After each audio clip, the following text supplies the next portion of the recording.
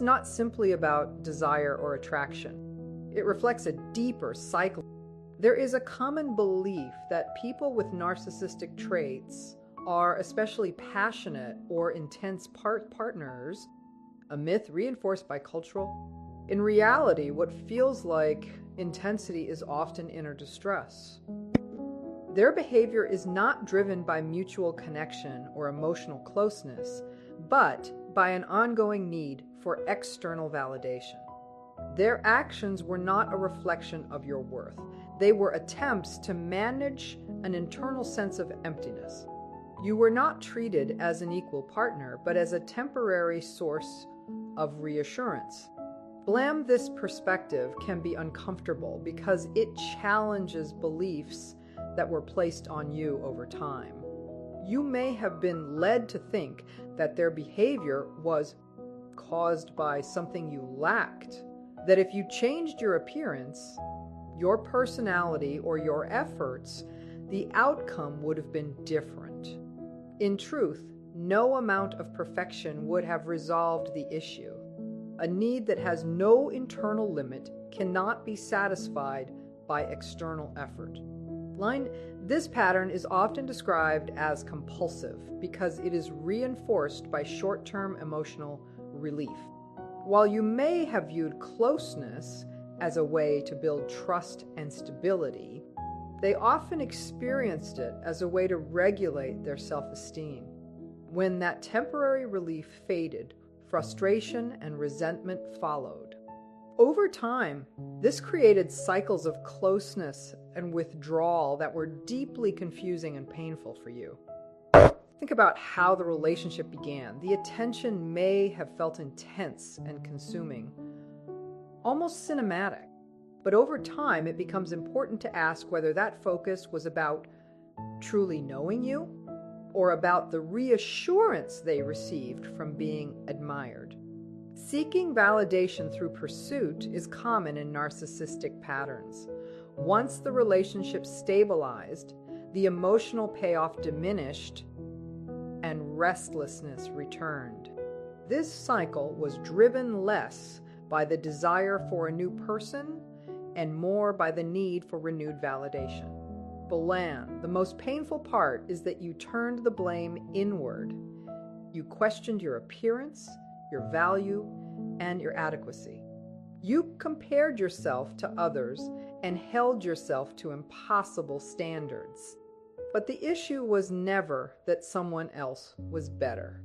What mattered to them was novelty, because novelty provided a fresh reflection untainted by familiarity. You were not lacking. You were simply no longer new. This instability is often hidden behind moral judgments or criticism directed at you. Accusation, suspicion, or exaggerated reactions can serve as distractions from their own internal struggles. This is a common defense mechanism that shifts focus away from their lack of emotional regulation. Beneath outward confidence is often significant inner insecurity and fear of being seen clearly. For someone with narcissistic traits, external attention becomes closely tied to identity. Being desired or admired temporarily reassures them that they matter. Without consistent validation, they may feel lost or emotionally unanchored. This is why periods of emotional or relational distance can lead to irritability, hostility, or volatility. When the source of reassurance is threatened, the response can become harsh. You may remember moments that felt sincere. Those moments were real for you. For them, however, they were often shaped by learned behavior rather than emotional presence. They knew how to appear engaged and attentive, but once the interaction ended, emotional distance returned quickly. The sudden withdrawal, the silence, distraction, or detachment left you feeling alone despite physical closeness. What remained was the realization that you were sharing space with someone who could not truly meet you emotionally. Brace yourself, we're about to enter the machinery of their addiction. We will dismantle the Don Juan and siren myth and expose the pitiful truth of a soul incapable of fulfillment. By the end of this, you won't envy their new supply. You'll feel sorrow for them. You'll see they're trapped on a treadmill that keeps accelerating, chasing a horizon they will never reach. The curse is real, but today its grip on you begins to break. To understand the sexual curse, we must... First, it is important to understand the concept of objectification. Within a narcissistic mindset, other people are not experienced as fully independent emotional individuals. Instead, they are perceived in limited roles based on what they provide. This reflects an early developmental interruption. Much like a child initially understands a caregiver only through function, a narcissistic individual may relate to others primarily through usefulness rather than shared humanity. During moments that should involve closeness, they may struggle to recognize the other person's emotional reality. This detachment allows them to withdraw, replace relationships, and move on with little sense of responsibility because the bond was never fully internalized as mutual.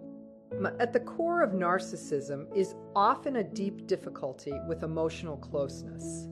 Genuine intimacy requires openness, imperfection, and trust. For someone with narcissistic traits, these experiences can feel threatening rather than safe. Vulnerability is often equated with loss of control. As a result, physical closeness or surface-level connection may be used to avoid deeper emotional engagement. This can leave their partner feeling isolated, even in moments that appear outwardly close.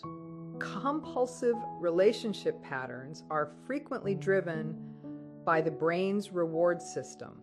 Individuals with strong narcissistic traits often seek intense stimulation and external reinforcement. Novelty and attention provide short-term emotional relief, but tolerance develops quickly. Over time, familiar relationships no longer offer the same internal reassurance. When this happens, distancing or seeking new validation is less about falling out of love and more about managing internal restlessness. It is also helpful to consider differences in how narcissism can present. Some individuals emphasize intellect and status, while others focus more on appearance and external admiration.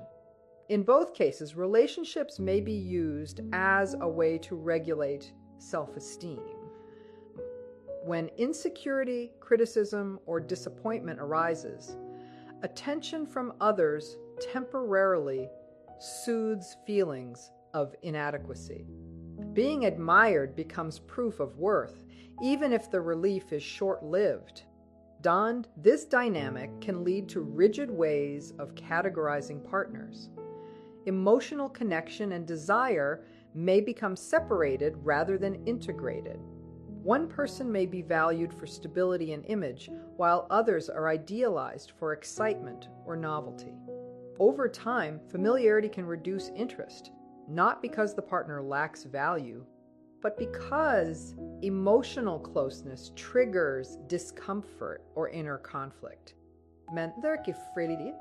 Individuals with narcissistic traits may resent others' ability to feel deeply, experience joy, or be emotionally present. Watching someone engage fully with their feelings can highlight what they themselves struggle to access. Attempts to control situations or relationships can become a way to manage this discomfort and regain a sense of power. And you may have noticed shifts in mood following moments of closeness, withdrawal, irritability, or emotional distance. These changes often reflect internal Brief moments of openness can be followed by shame or anxiety, leading the person to reassert emotional distance as a form of self-protection. Dance, risk-taking behaviors can also emerge from this pattern. Seeking stimulation, ignoring consequences, or pushing limits may temporarily enhance feelings of control or invulnerability. This is not simply about desire, but about escaping inner emptiness and reinforcing a sense of superiority. Media consumption can reinforce these tendencies by offering stimulation without emotional responsibility. Over time, this can make real relationships feel demanding by comparison, further discouraging genuine connection. At its foundation, this psychological pattern is driven by an unresolved inner emptiness. External experiences are repeatedly used to fill an internal gap that cannot be satisfied from the outside. The cycle repeats, seeking validation, experiencing brief relief, then feeling depleted again. Without insight or change, the pattern continues, regardless of who the partner is. The turning point in your relationship arrives when novelty expires. This is unavoidable. Not if, but when. Messages shorten. The warmth fades. Sex becomes mechanical or disappears entirely. Withholding begins. Panic sets in. You try harder. You change your appearance. You suggest excitement. You accelerate your efforts, but their attention has already shifted. This is the moment you realize you've been downgraded from idle to utility. This phase is marked by triangulation. They mention a coworker who's in great shape, or an ex who was amazing in bed. A dating app alert flashes just long enough for you to notice. The message is clear. You are replaceable, and the hunt has already begun. They are engineering jealousy on purpose. Why?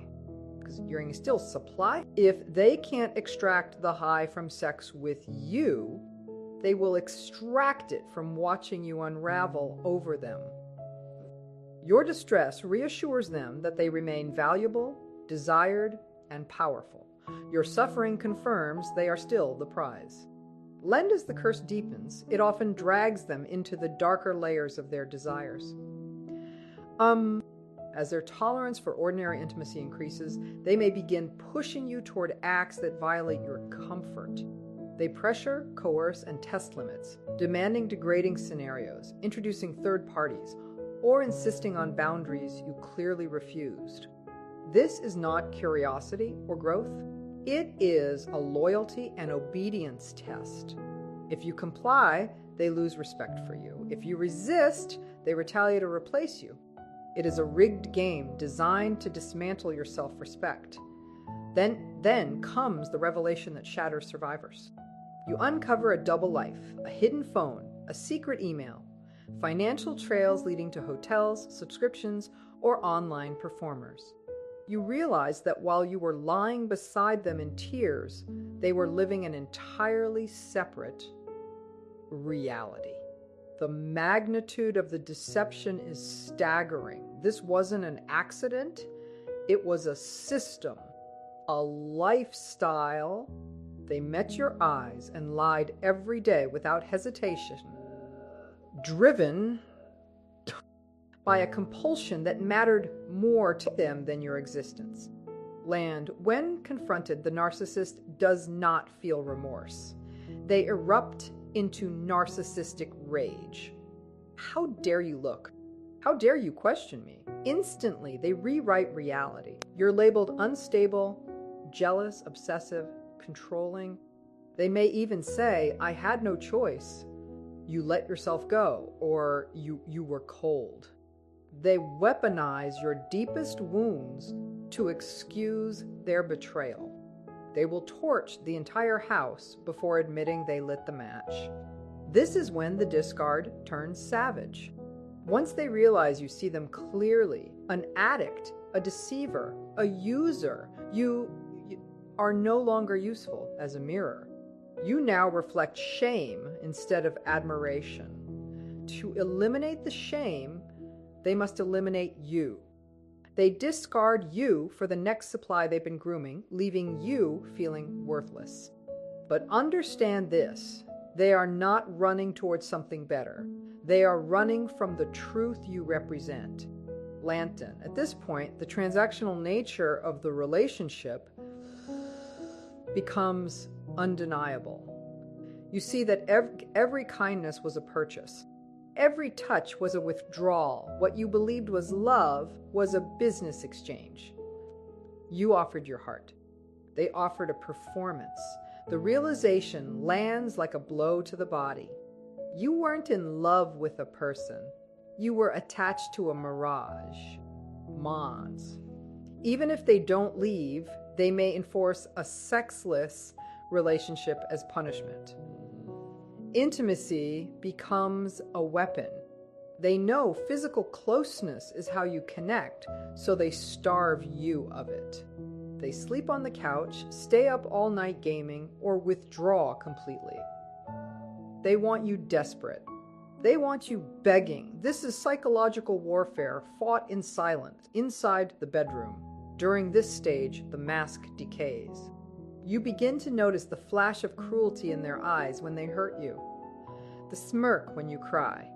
The curse has stripped away the last traces of humanity. They no longer hide their contempt. You are now an obstacle, an interfering parent standing between the addict and their drug.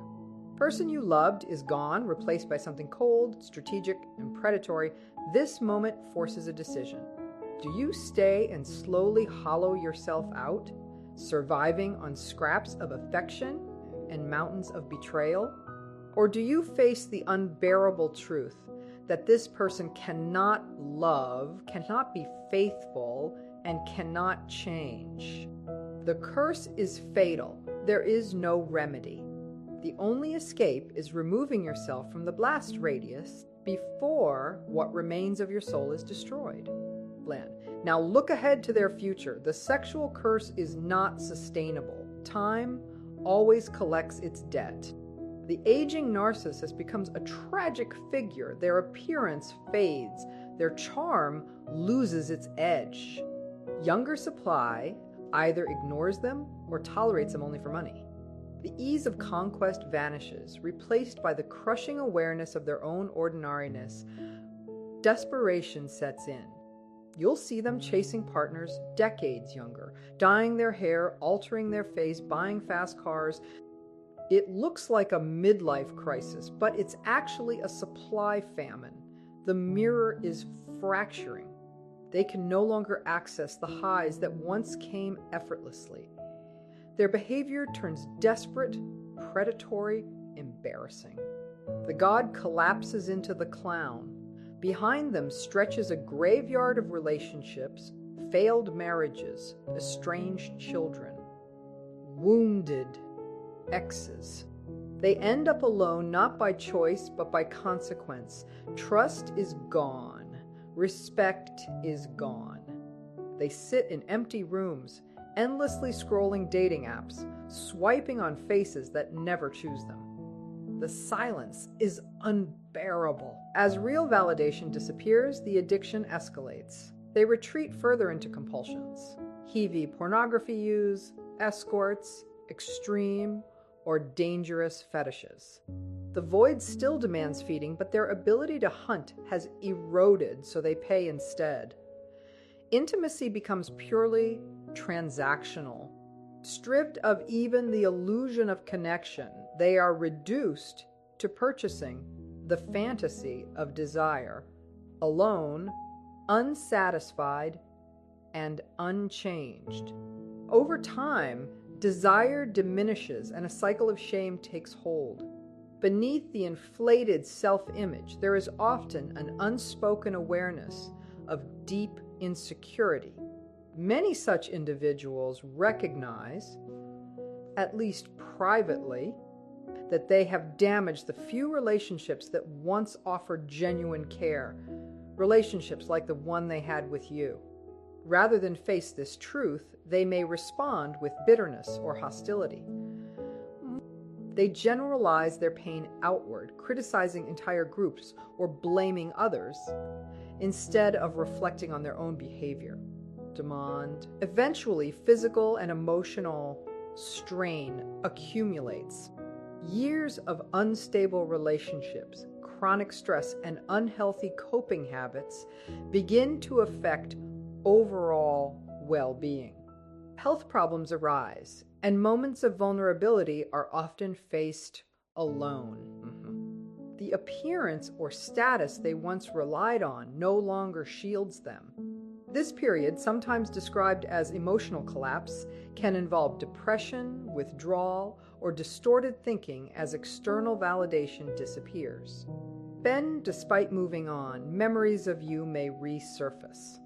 Not because of love, but because you represented a time when they felt admired or in control. Occasionally, they may attempt to reconnect, testing whether they still matter. When there is no response, or when they see that you are thriving, it reinforces a difficult realization. The problem was never you. A deeper misunderstanding lies at the center of this pattern. They often confused closeness with achievement, mistaking intensity for connection. As a result, they experienced many encounters without developing true emotional bonds. What they sought outwardly could never replace what was missing within. In the end, what remains is absence. So, by treating people as interchangeable, they ensured that their own presence would not be deeply missed. The impact they leave behind is not warmth or gratitude, but unresolved hurt. This outcome is a direct consequence of their choices. And for your healing, one truth matters most. Their actions were never a reflection of your worth. No amount of care, effort, or devotion could have repaired what they refused to face in themselves. The limitation was internal, not a failure on your part. Now is the time to reconnect with yourself. They may have distorted your sense of closeness or self-worth, but those beliefs do not define you. Your body and emotions deserve respect and safety. Your ability to form healthy bonds remains intact and valuable. Release the urge to analyze them or compare yourself to anyone who came after you. There is no advantage they possess that you lack. Others may repeat the same cycle, but that is no longer your concern. You stepped away from a situation that could not offer stability. This struggle belongs to them, not to you. You are free from suspicion, pressure, and emotional turmoil. You can rest knowing you acted with honesty and care. That integrity is a lasting strength. Healthy connection is steady and secure. It does not depend on chaos or constant reassurance. When you experience it, you will understand that what once felt intense was rooted in fear, not love. Let them continue their search elsewhere. You have a future to build, one grounded in mutual respect and genuine connection. You endured a painful chapter, but it does not define your story. Look at yourself now and recognize resilience. Your value was never granted by someone else's attention. It comes from self-ownership and clarity. You set boundaries and you keep them. Their unresolved emptiness may persist, but it no longer affects your life. You are moving forward, writing a new chapter, one where peace replaces confusion. You are whole. You are enough. You are free. The moment you understand that they did not abandon you but lost you, the hold is broken. Walk forward. Let the past remain closed behind you